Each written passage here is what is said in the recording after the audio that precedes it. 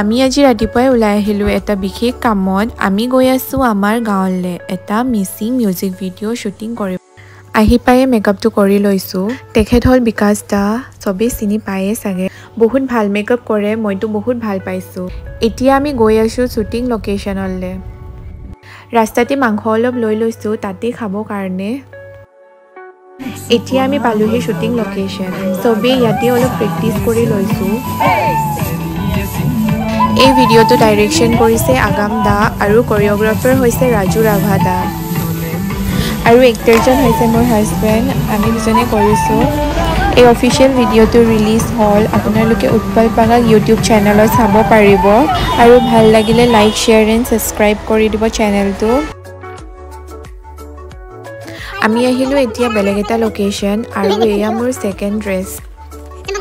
এয়া মোৰ লগত নাচা ছোৱালীকেইজনী, চবেই ৰেডি হৈ আছে আৰু এইফালে আমাৰ শ্বুট লৈ আছে। এইটো আমাৰ লাষ্ট চিন আছিলে।